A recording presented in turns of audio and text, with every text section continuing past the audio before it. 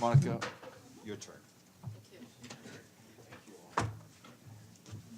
Thank you very much, and good afternoon, everyone. Hello. We have a very short note today on the wrapping up of the visit of the PJs to Brussels, as she is now on her way to Finland. A few hours ago, the President of the General Assembly concluded her visit to Brussels, Belgium. Ms. María Fernanda Espinosa started her day by meeting heads of UN agencies and funds in Belgium. She discussed ways of strengthening the work of the United Nations in the country, cooperation with the European Union, and how their work can bring people even closer to the UN. In the afternoon, Ms. Espinosa addressed the Political and Security Committee of the European Union, where she spoke about the importance of standing firm in defense of multilateralism and its values. The PGA said, and I quote, "We must change the narrative and counter the false dichotomy between multilateralism and national sovereignty, because we know the opposite is true." The President of the General Assembly highlighted the fact that collectively, the European Union makes the biggest contribution to the United Nations regular and peacekeeping budget. Ms. Espinosa stressed that together the UN and the European Union need to demonstrate the multilateral institutions can deliver, they can be effective, accountable, and transparent.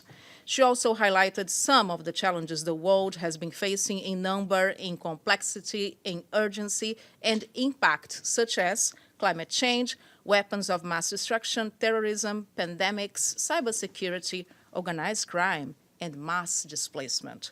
Whilst in Brussels, the PGA also held a bilateral meeting with the President of the European Commission, Mr. Jean-Claude Juncker. They talked about international migration, climate change, and cooperation with the United Nations. Before departing from Belgium, she granted an interview to Euronews TV. Ms. Espinosa and her delegation are now on their way to Helsinki, Finland, where she will take part in the International Youth Summit and hold bilateral meetings with Finnish authorities and youth leaders. More on both trips on our website. And on 8th of March at 11 a.m. here in the press briefing room, President Espinosa will hold a press conference for all UN correspondents. For everybody, you are invited. The PJ will deliver opening remarks for 5 minutes and then take your questions for the rest of the time, which is going to be 55 minutes, more or less. And I am now happy to take your questions. So on the 8th of March, we won't have a press briefing, of course. The PJ will speak, and then we will be dismissed. Richard, welcome back. I never left. This is a question that will briefing send chills through any UN journalist. Have the official dates for the UN General Assembly September session been confirmed or announced? Do you know? I know we're talking normally third week in September, but it does tend to move around a little bit. Yeah, I have to look into the exact date for you, the start of the sessions, and I'll get back to you on this. Yes, this is also important for everybody here. Masood. Monica, can you please tell us about this, these on again, off again, these conversations on the UN, Your mic? United Nations Security Council reforms? Okay. Have they advanced any further, or do they still remain inert at the same position? Yeah. You know about the two co-facilitators and the meeting that we had about a month ago, two-day meeting, by the way. So the conclusion of this process should be ready by June, when we will have more information on this. For the time being, representatives are talking and discussing. The negotiations remain, and the president said before she is optimistic from what she has been hearing. But again, we will have more when the co-facilitators deliver their report about the negotiations that have been taking place. So what is it, ready by June? What is ready by June? By June this year, the process of negotiations and consultations, and the president has asked for this process to be an open one, transparent one.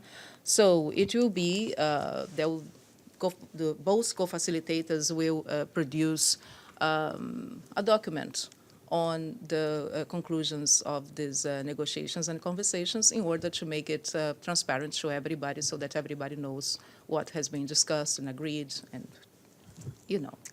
deliberated. Yes. Do you have any other questions? Evelyn? Yes, just whether the Security Council discussions are actually moving toward a result in our lifetime, or is this the never-ending working group? If I knew that, I would be a very lucky person. I think we all know from our time in the organization that this is a process that is led by member states, and they are discussing about how this reform should, will take place, in which time frame, but also in which modality. And what the president has asked and has been very consistent in asking and following the process is that it should be transparent. It should be, open. It should be constructive, and that's what she has been doing. Yes, but the final result, Evelyn, I wish I could tell you, but I really don't know. We will have to wait for June, and in the meantime, also these meetings take place, and we are going to bring to you all the information here, okay? So, thank you very much. I see you tomorrow. Take care.